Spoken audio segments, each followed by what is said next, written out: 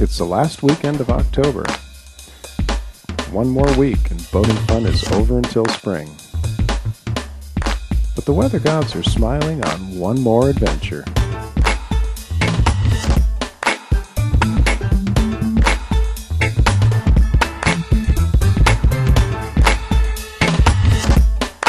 Come along as we travel west, downstream to overnight in St. Helens, Oregon.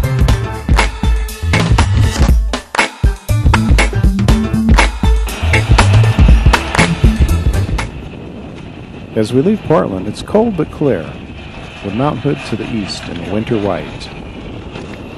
While upstream offers the Columbia Gorge with its natural wonders, the river west of Portland is heavy with the history of commerce. Jasmine's Bark, my faithful McGregor 26X sailboat, is well supplied for the trip. Everything's ready to sail, which I hope to do as we near St. Helens.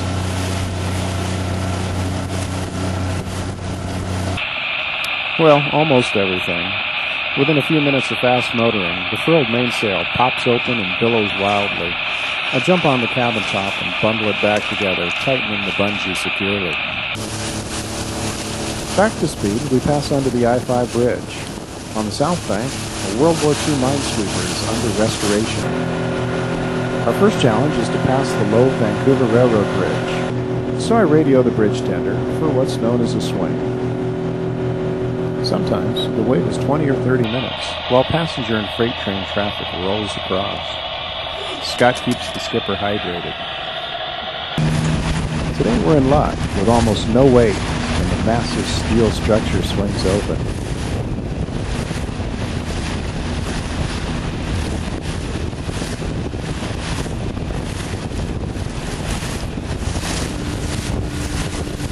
Throttle up and we motor through.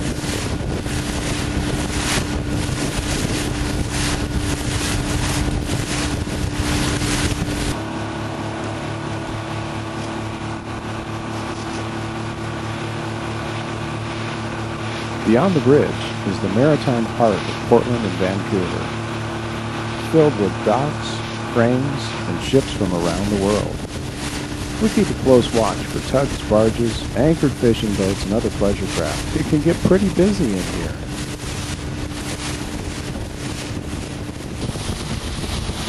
This part of the river is an anchorage for many ocean-going freighters.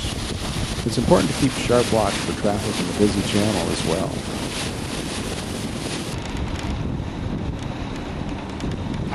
The sunken ship. A few miles later, we stop to inspect the remains of a large wooden hull. She's quite visible on Google Maps. Send me a message if you'd like the coordinates. The water's only 2 or 3 feet deep, and it gets shallower as we approach. It'd be great to know more about this ship and how she ended up here.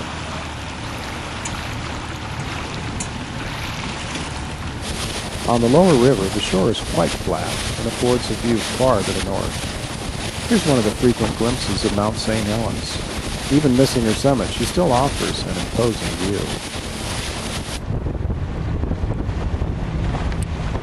As the autumn sun arced low into the horizon, we made the town of St. Helens.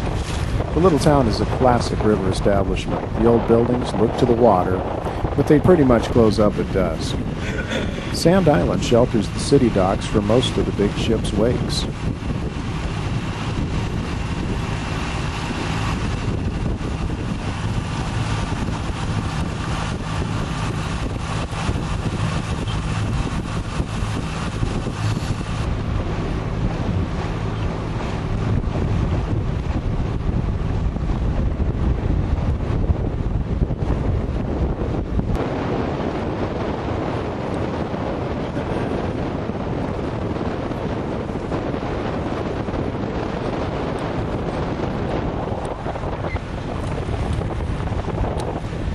There was still some daylight left, so we motored past the docks and continued downstream. The wind had been on the nose all day.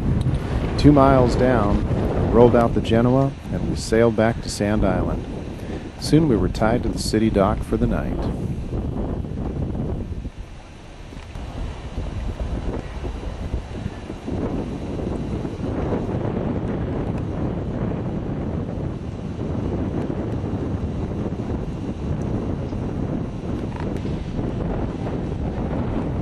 We enjoyed a full moonrise at dusk.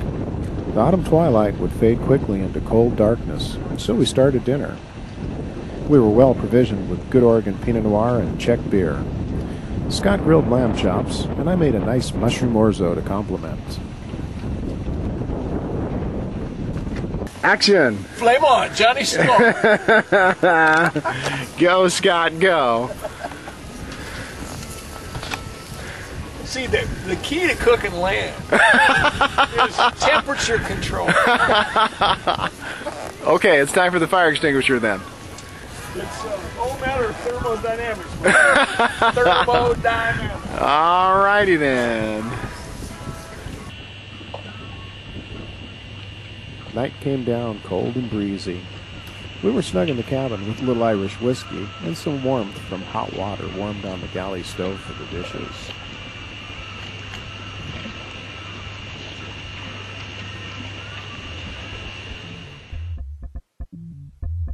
Outside, the autumn wind piped up. A stingy winter moon lights the water in pale imitation of summer. Tomorrow we sail and motor back to Portland. Within a week, Jasmine's bark is hauled.